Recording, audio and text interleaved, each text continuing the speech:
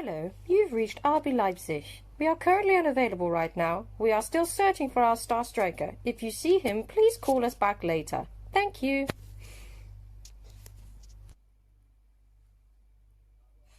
Ah. Mm-hmm.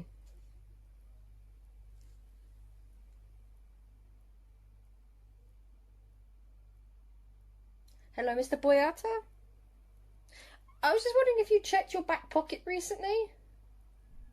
It seems RB Leipzig is still looking for Timo Werner.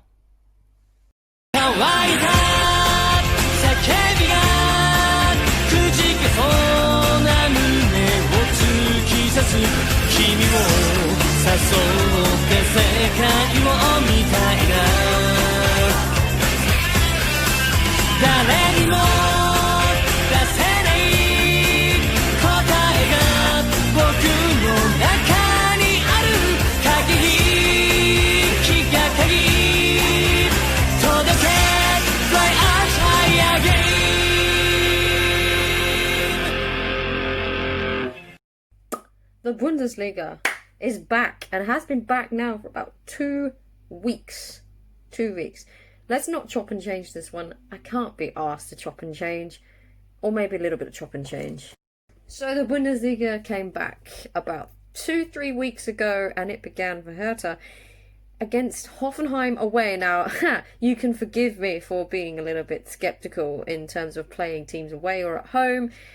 Hoffenheim away, we have not won in Zinsheim, I think, for years. That said, we now have the maestro, Mr. Bruno Labbadia, who, as you'll find out, has been doing quite a remarkable job. Do do do, Bruno Labbadia, do do do, gonna win the Liga, oh do do. That's enough of that. Let's get into this. We had 4 games. We have had 4 games since the Geisterspiele started, the ghost games, and it was away to Hoffenheim, at home to Union Berlin, which I really wish we'd been able to go to, and then away to RB Leipzig, and then at home to Augsburg. Now, before the gap started, before this break started, you could forgive people of a Hertha persuasion for being a little bit worried about some of these fixtures. RB Leipzig, not an easy team to play. Hoffenheim, not an easy team to play. Augsburg, incredibly tricky. And Union, well, let's just say this break has not done them very well. In some terms, some teams have done well since this massively long break. Some have not recovered so well. So you can see in a minute, Hertha may be in the former in that. So what's changed? So Bruno Labbadia, very clear from the way that Hertha performed in Hoffenheim.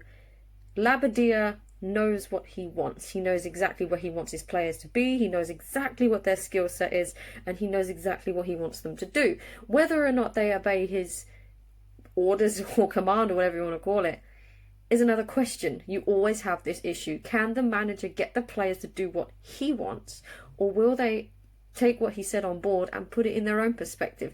That's always the issue you're going to have. Against Hoffenheim, we began in the first half in a very odd way, and it seemed to be a thread throughout all Bundesliga games that played that weekend. First halves of those games, it became very clear these players had not played in a long time. 5 days full practice is not a lot, you know, especially with a new coach. Even if you've been with that new coach for a matter of weeks, if you can't have full contact training, it's very, very difficult. So what happened in that first half? Well, it's very similar to what happened, for an example, in Union against Bayern.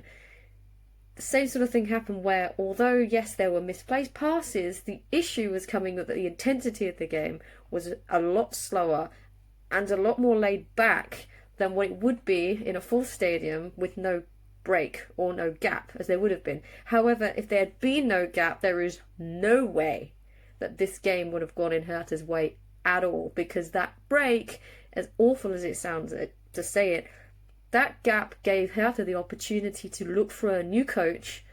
Otherwise, we would have been stuck with Alexander Nuri until the end of the season. Now, nothing against Nuri. I always say that I feel he was under a lot of pressure and he was put into a situation that was not his fault.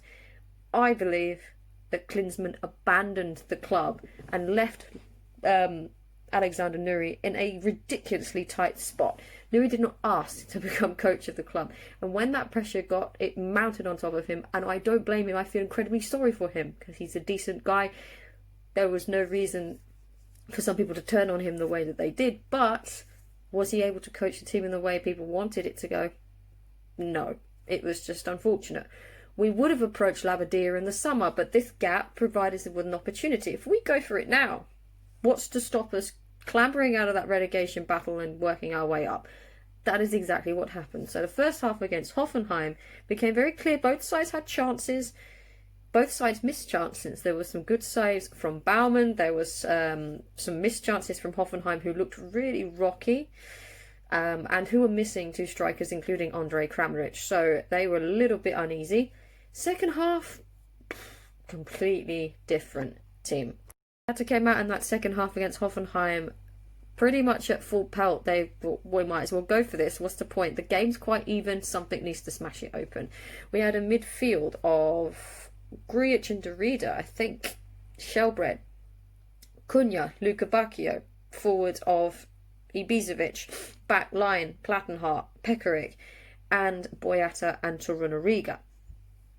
It worked well. You could see exactly what they were doing, something that hadn't been happening all season. If there was space left behind the two backs, behind the two fullbacks, Pekarik and Plattenhardt, that space was being now covered by the central midfielders, whether that be Shelbred, Grujic or Derrida.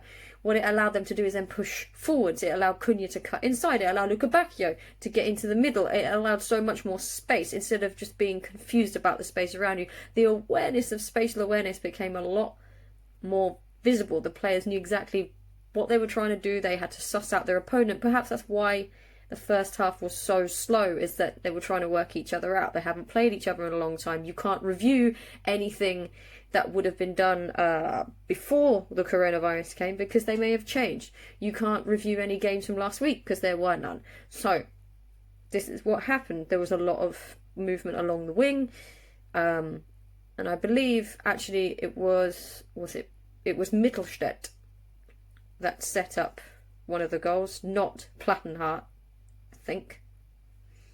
Trying to think back.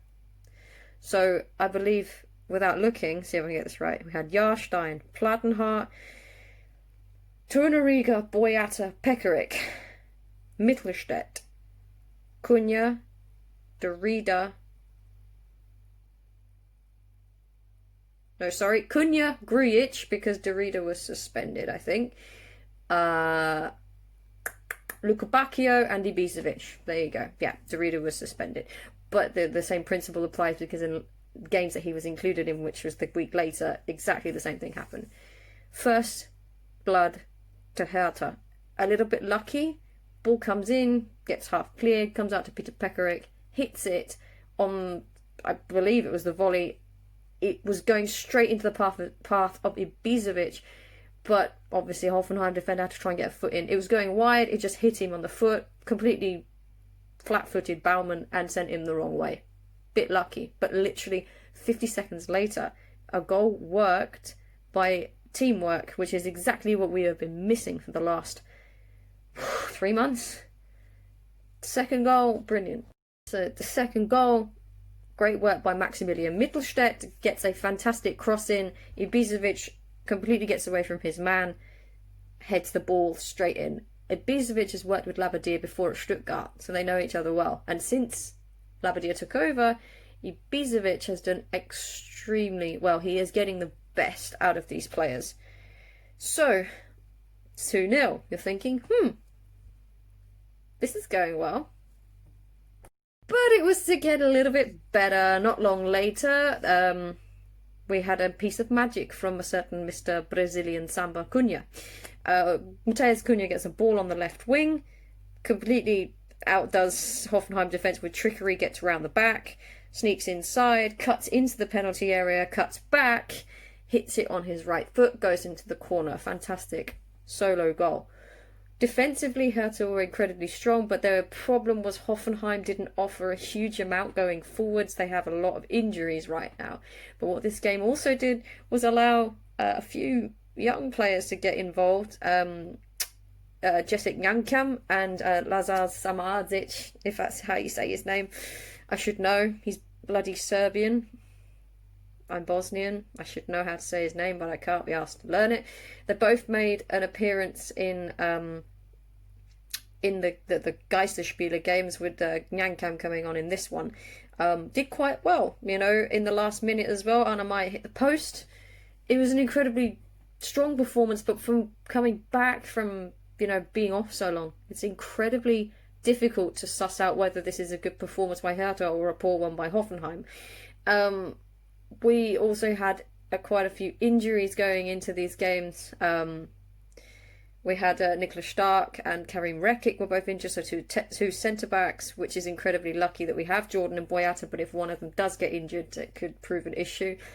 And Santiago Ascasiba has been ruled out for the season with a foot injury, and Marius Wolf has had also an ankle injury, so we have some problems with injuries, but we haven't really missed them that much for now, until quite recently. So the Hoffenheim game, good performance, but difficult to work out because in periods of it, it was incredibly balanced. Now you're thinking, well, the next game will prove whether we've improved or not. So the next game we did have was against Union. This is a Geister derby. It's a ghost derby. It's ridiculous that we have to play such an incredible spectacle of a game without any supporters. I still have the damn tickets. And of course, it's Corona lockdown. I've been working a little bit during this time. I have two jobs. One I'm on furlough for. The other one had some work come up. So what we did was I've been working in some of the train stations, and of course I was doing Monday to Friday. Hertha happened to be playing on the Friday night, so I couldn't watch. What I did do is have my watch on and buzz, oh, goal, you know, that was what was happening. So what are you expecting from a ghost derby? I mean, there was a lot of worry about fans gathering, the police wouldn't be able to handle it. In all, it was quite quiet. It was ghost. It was like a ghost town, no problems. A lot of Berliners, they're no longer in lockdown, were watching together, obviously social distanced in small pubs and stuff, and they were near the stadium, but they weren't particularly looking for any problems. There was no one actually causing any issues. What exactly happened on Derby Day in terms of the game? Sorry, Union, you were a bit shit. Okay, so we started with Grujic and Derrida in the midfield with Shelbred. So rather than I cannot remember who else I was talking about. What was the formation? Give me a second. Okay, so Mittelstädt came out. That's what I was trying to remember. We had a three-man central midfield sort of switching. Grujic, Derrida and Shelbred. Now, I always say that that Derrida and Grujic can't work together. On this occasion, they did work well together, and I don't know what Labadie has done, but he seems to have gotten the best back out of Marko Grujic, because now he seems determined to push back and forward wherever he's needed. If he's needed to track back, he's tracking back. If he's needed to push forwards, he's pushing forwards. It's not been like this all season for Grujic, so it's interesting that that's happened. We set up very, very similar, except for Mittelstädt came out. Grujic and Derrida. Derrida came back from suspension. You have the same back four: Plattenhardt, Torunariga, Boyata and Pekarik, who has seemed to have overtaken Lukas Klünter quite permanently at the moment, but he's done well. He's a very defensive player and very good at his job. You've then got Cunha sort of on the left, or I can't really work out Cunha was on the left or right. Luca Bacchio you had as well. And Mittelstädt was not playing, so it would have been a three of Shelbred, Derrida, Grujic. Then you would have had Luka Bacchio and Cunha on the wings, and Ibisevic up front. And again, Ibisevic caused problems. So what did Union do? I mean, the previous week they played probably one of the worst games of the week. It was incredibly boring. They played Bayern, they lost 2-0, but it was boring. There was no intensity, no fire, there was no sort of sazzle from Bayern. It was very unlike Bayern. yes, Union defended quite well, but they created nothing throughout the entire game. And I watched it, and it was just, I think, right at the end of the game, that was the first time they created anything, the only time Neuer had to be called into any kind of action. Even Giekewitz didn't have to do much. So it was an incredibly boring game, and it sort of showed some holes in Union, if you like, and how badly this had affected them. Urs Fischer was not present at that game. He had a bereavement, so he came back to Berlin that day, but he was back for the derby. And Hertha wanted revenge on this one. They did lose the first leg 1-0. Obviously, we're not going to get the same sort of fire that they had in the first game because there was no supporters. There was a lot of issues in terms of fans getting a bit, over the top.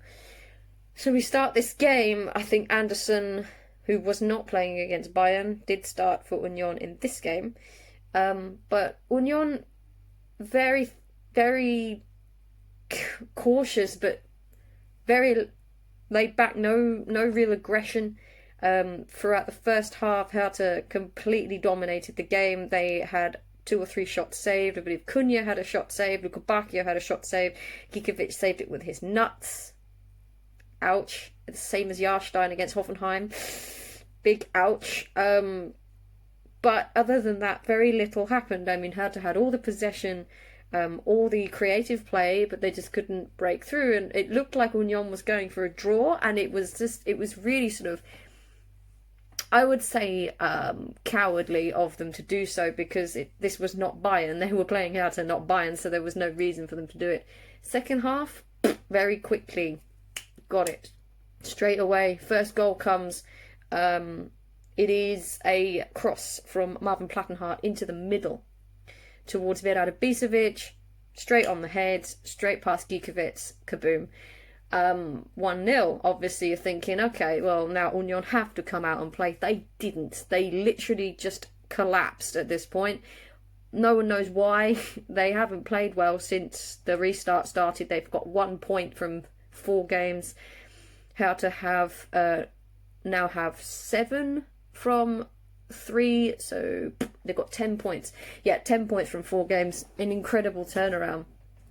And the issue here is that not only did Hertha score in the second half relatively quickly, they scored the second goal almost instantly after. Straight from the kickoff, there was an error made, a long ball forwards, an error by one of the Union defenders, stuck out a leg to try and intercept the ball, didn't manage to get it, accidentally put it into the path of Dodi Luka Bacchio, who rounded Giekewitz straight into the bottom corner, 2-0. Union fallen apart, but there was even more, because this time, again, about 15 minutes later, Matheus Cunha, that little Samba boy again, oof, the skills that boy has is unbelievable. He is completely fearless, goes into that game without a care in the world, thinking, you know what, I'm just going to go for this, why not? And that's exactly what he did again. Gets, same on the left, cuts inside, can't get the shot away, tries to dink it over the top of the defender so Luka Bacchio can hit it. Luka Bacchio goes for an acrobatic overhead kick, completely misses it. The ball then bounces to Ibisevic, gives it back to Cunha. Cunha slots it in the bottom corner. It's quite a slow shot, but Giekewitz has no chance with it. It's too far away from him. And at this point, I actually kind of feel sorry for Rafael Giekewitz, because his defence is completely all over the place. Hertha, is it a question of were Hertha good or Union bad? And it's a little bit of both. Union were awful. Like, that's not just me as a Hertha fan saying that. They were dreadful. They couldn't hold on to the ball for longer than 10 minutes. They couldn't slow the game down. Every time Hertha come forwards, they looked a little bit on their toes, like they were rocking back on their heels. And of course, around the 90th minutes, around the 90th minute, we had this 4th goal come in, a fantastic corner from Plattenhardt, great header from Boyata, who had been absolutely brilliant at the back.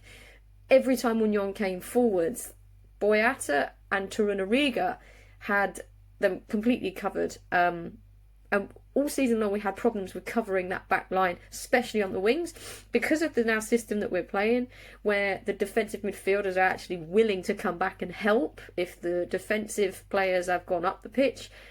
it means that they've slowed the game down to a point that they can actually either stop the cross coming in, or they can allow the cross to come in, but it can be dealt with in the middle by the central defenders. So the whole back line's now covered. It's more of a team unit work.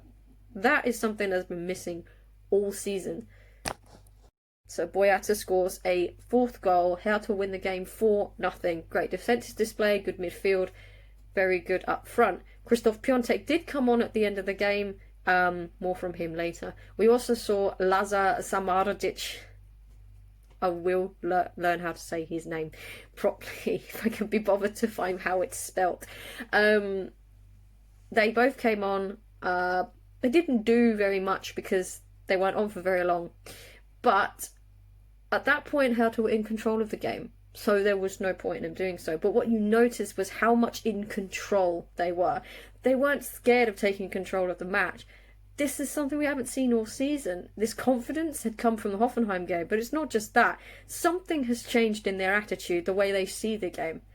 That has to be something to do with the new coach. Now, Labadia often has been talked about by other clubs that he's managed, Wolfsburg, Stuttgart, Hamburg, as being very argumentative, causing problems with his players, causing problems with the board. Now, let's be honest, when it comes to Hamburg, everyone argues with the board. When it comes to Stuttgart and Wolfsburg, people wanted him to stay at Wolfsburg. The Wolfsburg board said no. Now, whether he had problems with his players, no one knows. But he needs to do things the way he needs to do them if the club's going to be successful. Because if you start arguing, what's the point? You can throw your ideas in, but he may have a very, very specific way of working. If you allow players to start interfering in that, they start to lose their way. They might have different ideas. And this is kind of the problem that we've had all season with our managers. They don't know how to control the players or the environment around them. They allow players to have an opinion, which is fine, but if the players then say, well, actually my way is better than yours, you're then undermining your own coach. So we haven't had control of what the players feel all season. They can be listened to, but doesn't mean to say that they're always correct. And I think sometimes with Nuri and Klinsmann, not so much Ante Čović. I believe what happened with Čović was more that he had sort of an idea of what he wanted to do, but he wasn't 100% clear. It wasn't cemented. So he basically said to his players, I need, some sort of cooperation or, consolidation, just to see what your ideas are. The ideas then got confused. The wires got crossed, and therefore the actual idea of how we wanted to play got completely muddled up. With Nuri and Klinsmann, it was completely the opposite. They knew what they wanted to do, but it didn't work because the way that these players play, the way that they are as in terms of their skill set, their mindset, the way they construct themselves didn't work for that sort of Dreierkette. It didn't work for that sort of Nuri style defensive football. It didn't work. It just looked bad. With Labadia, he knows exactly what he wants to do, and he knows exactly he seems to know exactly if there is an issue, what it is, and how to tweak it. So basically, he's saying, well, this is my idea, this, and this. You do this, you do that, you do that, you do that, you do that. And if it doesn't work, we'll mess around with it until it does. That's how I see Labadia. Ooh, sorry, my fingers. Ooh, it's very warm. That's how I see Labadia. But then, of course, after Derby Day, everyone was extremely excited. 4-0, wow. Imagine if we had been there. Would have been chaos. But then, of course, we had the midweek game against RB Leipzig. We gonna lose. Except we didn't. Ah! Yes, that's right. That little clip you saw at the beginning was a reaction to the game from RB Leipzig. I've been doing these little skits. Leipzig are, although I can't stand them, one of the best teams in the league. Now, they were a little bit shaky when they first came back, but then they beat Mainz 5-0. Here's us thinking we are going to get absolutely pummeled. We all know the way that Leipzig play. Fast, quick, a lot of pace, a lot of strength, decent in defence. They're probably going to be all over us, right? Wrong! We went into that game, and I don't know what was said before they did it, but it must have been something along the lines of, do what you know what you can do, and don't be scared of doing it, because that is exactly what we saw. Leipzig, for that first sort of 20 minutes, did not have control of the game. 10, 12 minutes in, corner comes in. Plattenhardt puts it into the box. It's smashed in on the volley by Marko Grujic. Now, Grujic has not scored since about December time. He has improved massively under Bruno Labbadia. He now has the sort of know-how of how to defend, but also his attacking skills are coming to the fore. He's making some good passes. His awareness is better. He's been utilised in the correct way, which I don't think any of the other managers managed to do. Against Union in November, for instance, he was looking like he was so deep he was a centre-back. Now he actually looks like a full midfielder. It's 1-0 and you're thinking, is this going to end up like it did in November where we scored early and ended up losing 4-2? Just before that corner was taken, Marvin Plattenhardt got clattered. Now, Marvin Clatterhart, funny. Alright, okay, yeah, bad joke. So Plattenhardt pretty much saw the very same fate that we had against Leipzig last time. Penalty was denied to us, no VAR was called after Konrad Laimer elbowed Niklas Stark in the face, broke his nose, and he then couldn't play for the German national team, even though he'd already hurt himself previously by cutting his leg open on a coffee table, a glass coffee table in their team hotel. Niklas Stark was now out of the national team setup and then had to wear a mask when he was included because Konrad Laimer thought it was perfectly okay to elbow him in the face, and when asked about it, said, "When he walked into my arm." Yeah, that wasn't cool, Laimer, and I still don't like you for it. That said, this time we know Leipzig are physical, so this was also a midweek game. Consider the fact that these players have had a lot of time off and not really trained as much as they normally would. They were tired, and they were even more tired the following week. Excuse me, my nose is itching. What am I saying? Plattenhardt. Yes, Plattenhardt. So, Plattenhardt got pretty much flattened. Flattenhardt. There's really bad puns. Plattenhardt got flattened and it was in the head. So he took that corner, and as soon as the goal went in, he signalled to the bench, like, ouch, my head, I need to come off. And he was taken off, and Maximilian Mittelstädt took over for the rest of the match as a left back. So that was pretty much a shame, and he was then left out against Augsburg as well.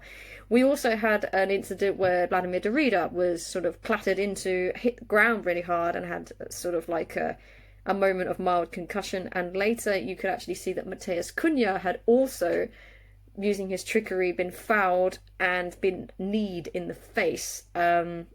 He also got a concussion. So Leipzig are an incredibly physical team, as you can tell. And literally 10 minutes after we scored, they hit back. They hadn't really got into the game before that point, and they had a corner. It was headed in. The defenders didn't catch Klosterman, and he headed in very, very easily. Nkuku with the corner. Nkuku, right? It's Nkuku. Nkuku with the... I can't get that name right. Nkuku with the corner. And obviously Klosterman with a header, and it's back on level, and we're thinking, oh Christ, it's going to be exactly like it was back in November. Wrong. So Marcel Halstenberg, who also sort of competed with Marvin Plattenhardt, I think, for left back at Germany's international level, he was booked in the first half. It could have been a red. It was a nasty challenge. In the second half, yeah, he got himself sent off. Now, this is interesting because in that first half, Leipzig and Hertha both had minimal chances. They were sort of cancelling each other out. But in terms of play, Hertha were completely fearless. They went into that game not caring who they were playing. It's like, well, you might be RB Leipzig and you might be in the Champions League, but I don't care. We're going to go for it. We're going to actually push at you. We're going to gnaw away at your heels, whether you like it or not. And that is exactly what they did. Defensively, Hertha were very solid. They stopped Timo Werner coming through. He didn't even get a sniff of a chance to score. And, you know, even Sabitzer got held back. These are two of the best players in the league. Hertha's defence did a fantastic job of holding them back. And this is something that's shown through the sort of coaching that's come in, is that they've managed to solidify that back line, which is incredibly impressive given the time frame that they've had to do this. So the second half, Halstenberg gets a second yellow, but this is Hertha. Your opponent's down to 10 men. You would expect that we put on pressure. Now, there was a little bit of pressure. Yes, we played all right. We were still fearless, but then came Butterfingers Rune Jahrstein. So unlucky. I feel so sorry for him. He's not had the best season. So what happens? The shot comes in from Patrick Schick. Now, Jahrstein originally sort of got it in his fingertips, it hit his chest. When it hit his chest, it bobbled up, sort of hit him here. Now, he doesn't know where the ball is at this point, and because he doesn't know where it is, he's bobbled up, sort of bounced up, and as he's gone to clamber it with his hands, he's knocked it out of his own possession, knocked it behind him, and hit it into his own net. Yeah, not good. You can just see him in the replay just sort of going, no! You can just see him in the replay just sort of going, no! It was really unlucky and I feel really sorry for him, but the keeper's got to be stopping that, man. But, you know, at that point, you're 2-1 down, but you're still a man up. Now, Leipzig are very quick, very strong. So it's like, even with 10, they're still playing with 11. It's also like, with 11, they're playing with 12. So, you know, you have to take your chance of getting back on level terms. And we still had chances. There was a few chances. One cross that came in from Diorosun, who came on to the field at that point and did quite well. It got tipped over by Peter Galacci. There was a few saves made by Galacci as well. And, you know, he had to press. They just couldn't quite get there. And again, guess who? Mr. Samba. Matheus Cunha cuts in from the right-hand side. Yes, the right-hand side. Cuts into the box, and Adamona Lookman has put his leg out. Now, Cunha's a very tricky character. You know, he is so skilled that he will get around you. That you don't want to stick your leg out when Matheus Cunha's dribbling, because you know that you're probably not going to get the ball off him. He has been compared to a little mini Marcelinho, and he is so skilled. He's gone into the box. Lookman's put his leg out. He's tripped him over. Now, it's a clear-cut penalty, although the RB Leipzig social media doesn't seem to agree. Also, if anybody's asking, just to say, my Twitter got taken down. It got suspended because the DFL reported a tweet I made of Christoph Piontek doing this, his little celebration. That's all it was. They reported it to Twitter, who then suspended my account. Thank you very, very much, DFL. Fuck you. Anyway, going into the penalty, the RB Leipzig Twitter was not happy. They said it was dodgy. No, this was a clear-cut penalty. It's ridiculous that anyone could even suggest that. He's put his leg out. Cunha's gone down, and who's going to take it? Ibisevic is off the pitch. Of course, it's Piontek. What does he do? He does his little stutter run up, and you're thinking he's going to miss. Doesn't miss. Straight in the corner, sends Galacci the wrong way, 2-2. Pum, pum, pum, pum, pum. Then, of course, the game goes on. We still have one more chance. Leipzig don't have another chance. We do. Gets a little bit unlucky that we couldn't get a winner because, let's be honest, we actually outplayed them. I never thought I would say that Hertha outplayed RB Leipzig. They did, and they did it very well. They ran miles. I think the speed of RB Leipzig is so powerful that you have to run your arse off in order to catch up with them, which sort of showed in the Augsburg game a few days later. And it also meant that a draw means that we could sort of look up the table and not down it. Now, the game ends 2-2. There's no way that RB Leipzig should not be beating Hertha with the two seasons in comparison. And some of the comments made by Julian Nagelsmann were not exactly helpful for RB Leipzig. He said that Leipzig deserved to win, that they should be doing better, etc., etc., but would not concede to the fact that Hertha were the better team, which in terms of every aspect of the field, they were. They defended well. They played good attacking football. They had a lot of pressure in the midfield and up front, and they were not scared of taking RB Leipzig on, which is exactly the kind of thing that fans like myself want to see. Even if you lose the game, you can't be afraid to go for it. Even if you lose 5-0, you've still got to try. This is exactly the kind of attitude that we've been looking for the entire season. No heads down. You know, when the equaliser was like, do you know what? Start again. Think about it. If you look down, you're just going to end up, you know, losing because you're already defeated. And guess what? We got a draw.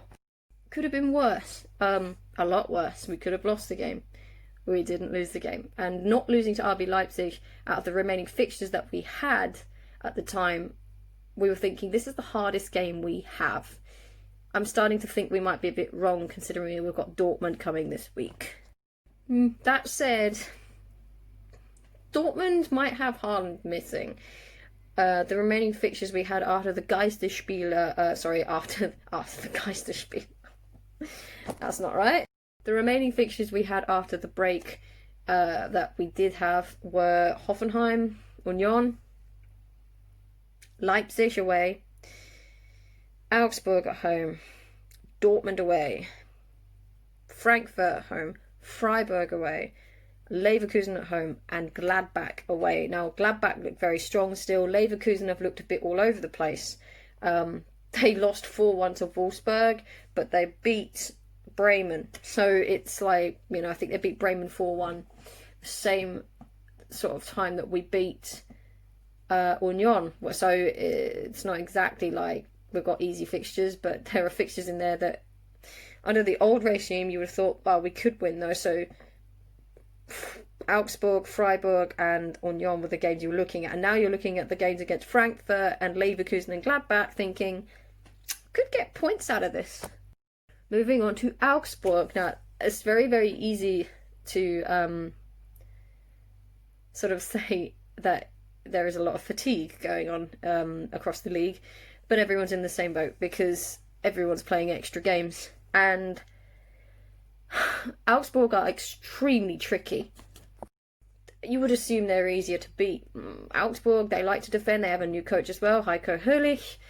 Heiko Herrlich missed his first game in charge of Augsburg for breaking quarantine to go out buy toothpaste and facial cream. Might want to buy a new team instead. Anyway, moving on from the Corona jokes, Augsburg have been looking up. They beat Schalke the week before, but then they also lost a game.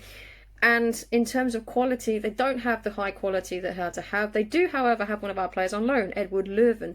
And Löwen is someone who is useful, but I don't think will come back. He's on a 2-year loan at Augsburg. I don't think he'll come back, and the reason I say that is that I think he's happier in Augsburg. He played at Nuremberg before, he knows Bavaria quite well, and he just didn't seem 100% committed when we had him. So I hope he does well there, because he's actually a really decent sort of player. Moving on to the game. Okay, fatigue was what I was talking about. We probably ran off the park in Leipzig just to keep up with them because they are very quick and very young. And it sort of showed in the second half of the Augsburg game, not so much in the first. Again, went into that game, rise and fall. It was very much first half in complete control, but didn't create massive amounts of chances. There were some, 2 to Ibisevic, 1 to Luka Bacchio, and 1 that went in from Dilrosun. Now, before this game started, the starting lineup, the Aufstellung did not include either Marvin Plattenhardt or Matthias Cunha. Now, Plattenhardt I knew about. Cunha, I was pretty annoyed about. It is nothing to do with his newborn baby. Against Union, you could see his celebration, like, baby. It was to do with the fact that actually during the Leipzig game, he had been kneed in the face and had a slight concussion, so you don't want to risk your player, obviously, being concussed. Shall we go into this game with Dilrosun instead? Now, Dilrosun is a very much a different player, but has some of the same qualities as Cunha. And he's had a bit of an on-off season, but this time he did very well. The ball came into the box, sort of spun around a little bit. I think it was a shot from Pekarik. Sort of bounced off a few Augsburg players, came up to Dilrosun, who flipped it over an Augsburg defender and then hit it and it went in. Now, it's an incredible piece of skill, and you would only really know. I only noticed it after I watched the replay. So I thought it was a deflected shot that just got a bit like goalmouth scramble, but it wasn't. Incredible piece of skill by Dilrosun. And also he had, quite a good share of crosses and balls into the box and stuff. He did quite well. But in the first half we had these chances that just, Andreas Luther, the goalkeeper for Augsburg, made quite a few really good saves. And then in the second half, something didn't work. Augsburg made 2 changes. Niederlechner came on, Richter came on. These 2 players are incredibly good for Augsburg, and they've made a big difference to them in the past. They made a big difference here. Augsburg took quite a lot of control in the game, but Hertha looked laggy, they looked tired, but they managed to defend relatively well. Jahrstein made one or two good saves, but a few shots went wide, and an incredibly good shot that hit the post, I believe, in the last minute of sort of like the 88th minute, 89th minute, was actually tipped onto the post by Jahrstein. You can see on the replay, it just tips his fingers. Fantastic save. And yeah, Augsburg took a lot more control in that second half than Hertha did. I don't think Hertha created many chances at all in that second half. But that said, it was sort of one of those halves of we looked a little bit like we wanted to hang on to a 1-0 lead, but Augsburg changed how they were playing. So we had to adapt to that. We adapted defensively to it, but it was difficult to attack attacking-wise. We could see that the likes of Derrida looked a bit off. Grujic looked a bit tired. Then we've got some fresh legs on in Leckie and Meyer. They didn't do very much. Meyer looked a little bit out of sorts. Leckie didn't do a hell of a lot. And we looked a little bit laggy. But we may have looked laggy, but we sort of clawed our way in a very Hertha way into getting 3 points in a right at the end. In the 90th minute, a ball breakaway, straight over the top. I believe Derrida had it. Piontek was with him. Crossed the ball in. Boom, boom, boom, boom. 2-0. Did we play well in that game? First half, yes, very well.